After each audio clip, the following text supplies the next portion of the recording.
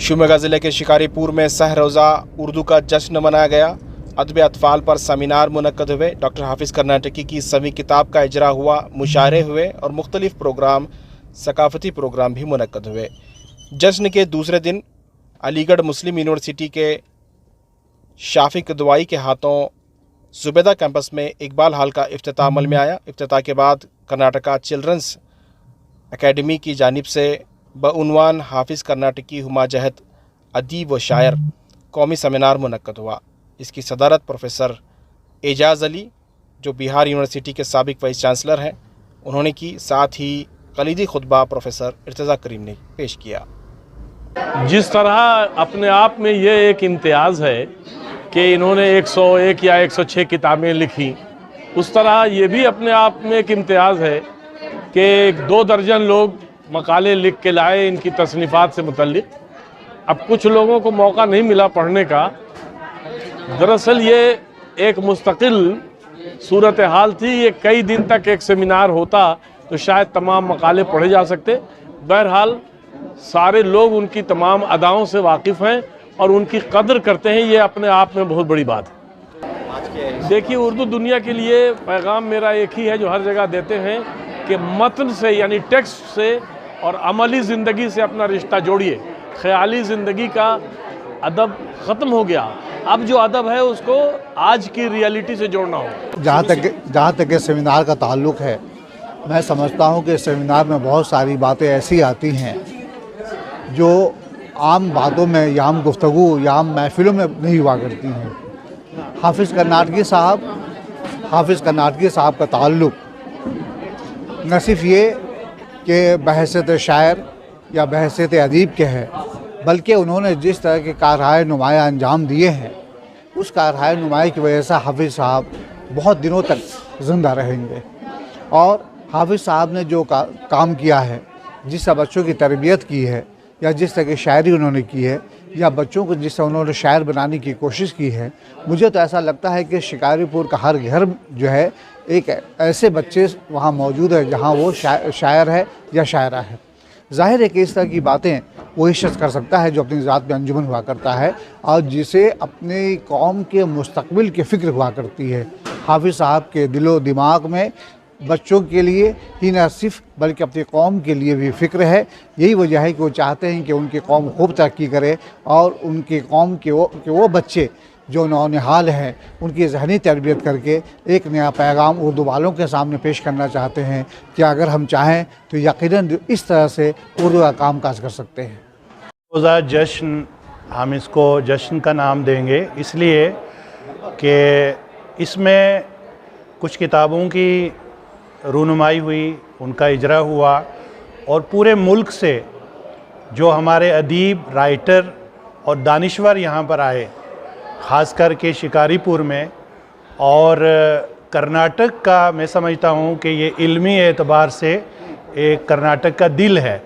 और जिस तरह से हाफिज़ कर्नाटकी साहब ने तहरीरी तौर पर, तकरीरी तौर पर और तामीरी तौर पर काम किया है, उसकी मिसाल जो है वो पूरे हिंदुस्तान में कहीं नहीं मिलती। इसीलिए मैंने अपनी बातचीत में भी ये कहा है कि अगर हम हाफिज़ कर्नाटकी साहब को सर सैयद सानी का नाम दें तो ये ज़्यादा बेहतर होगा। और जिस तरह से वो काम कर रहे हैं, जिस स्पीड से वो काम कर रहे हैं और उनके काम का जो टारगेट है, मैं समझता हूँ कि हिंदुस्तान की जब नए तरीके से तारीख़ लिखी जाएगी और ख़ास करके कर्नाटक की तारीख़ लिखी जाएगी, उसमें हाफिज़ कर्नाटकी साहब की तालीमी खिदमात के हवाले से सुनहरी हरूफ में लिखा जाएगा। इसलिए कि इस बंजर इलाके को, मैं कहूँगा कि इस जंगल को मंगल बनाने में हाफिज़ कर्नाटकी साहब ने कलीदी रोल जो है वो अदा किया है। और इन संगलाख रास्तों को जिस तरीके से उन्होंने सींचा है और जिस तरीके से गुलशन बनाया है, मैं समझता हूँ कि तमाम तामीरी जो इमारतें हैं यहाँ की, तालीमी इमारतें, कहीं गुलशन ज़ुबैदा है, कहीं हिफ्ज़ का जो है एक शोबा है, कहीं दारुल हदीस है, कहीं दारुल अकामा है, तो यहाँ आने के बाद एक बड़े दारुल उलूम का, एक बड़े जामे का जो तसव्वुर है वो इंसान के जहन में आता है।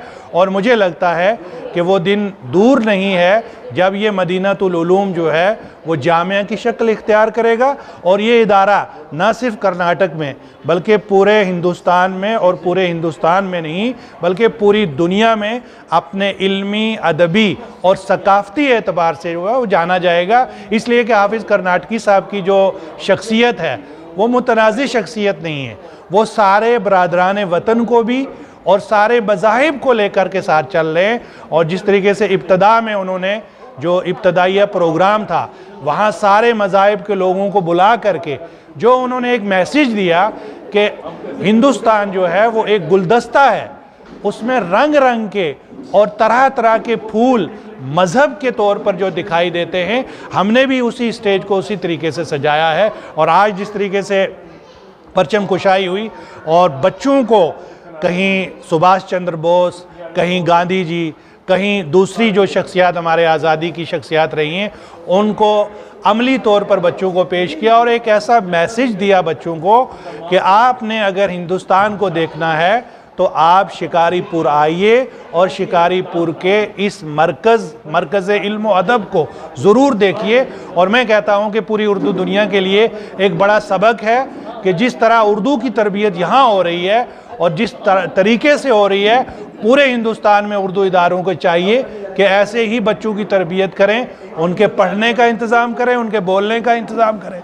और शेरी औज़ाफ़ औज़ान जिस तरीके से वो बच्चों के जहन में डाल रहे हैं, ये एक बड़ी बात है। और मैं समझता हूँ उर्दू दुनिया के लिए ये एक खुश आइंद बात है कि जिस तरह से इस इदारे में काम हो रहा है उर्दू का, ऐसे हिंदुस्तान के दूसरे इदारों में भी होना चाहिए। और हमारे लिए ये इदारा जो है, ख़ास करके हम जो एक जज्बा लेके जा रहे हैं उर्दू दुनिया के लिए, वो ये है कि ये इदारा उर्दू दुनिया के लिए एक मशअल राह है और इंशाअल्लाह मशअल राह साबित हो।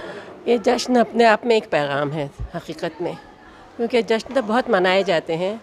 नाम जिस तरह से दिया गया जश्न अतफ़ाल, तो उसमें कोई चीज़ की कमी नहीं रखी। देखिए जहाँ पर जो बाग खोला गया उसकी वहाँ पर उसका इफ्तिताह किया गया, जहाँ आप देख रहे हैं कि कितनी साइंस के बच्चे में क्या कर रहे हैं बच्चे साइंस में, उसको दिखाया गया। जहाँ किताबों की बात होती है वहाँ किताबों को दिखाया गया। तो ये कोई ऐसा शोबा, कोई ऐसा ये नहीं है, सिंफ नहीं है जिसको बाकी रखा गया। सभी चीज़ों पर सिंफ आज़माई हुई है, उसके बारे में भी कहा गया। तो ये बच्चे जो यहाँ आए थे, कल मैंने जो देखा बच्चे जो हाफिज़ कर्नाटकी की अदाकारी कर रहे थे या उनकी नज़मों को बता रहे थे या लोरियों को पढ़ रहे थे, तो ये सोचिए कि इन बच्चों के जहनों में तो बस गए, ज़िंदा हो गए।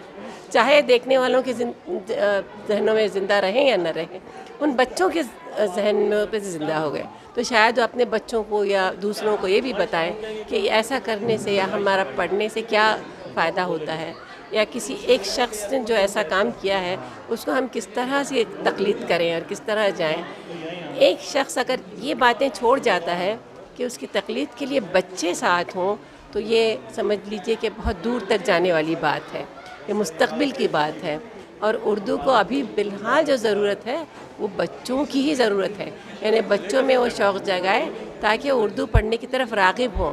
अब हम लोगों के पास तमाम 60 से ऊपर के लोग रह गए हैं, 40 के ऊपर के जो भी आ रहे हैं वो भी पता नहीं कि कल को उर्दू लेंगे या नहीं लेंगे। लेकिन उर्दू अगर हमको बचानी है तो हम बच्चों में काम करें और उर्दू सीखने सिखाने का काम करें।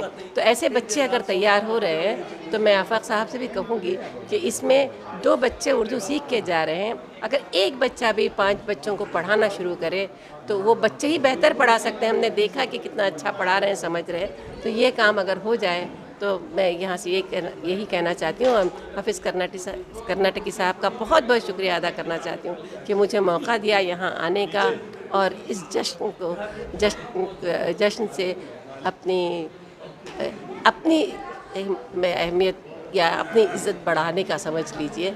ये तो मैं नहीं कहूँगी, लेकिन मैं ये कहूँगी कि इस जश्न से मैंने बहुत कुछ सीखा है, क्योंकि इंसान ज़िंदगी भर तालिब इल्म रहता है और हमेशा रहेगा।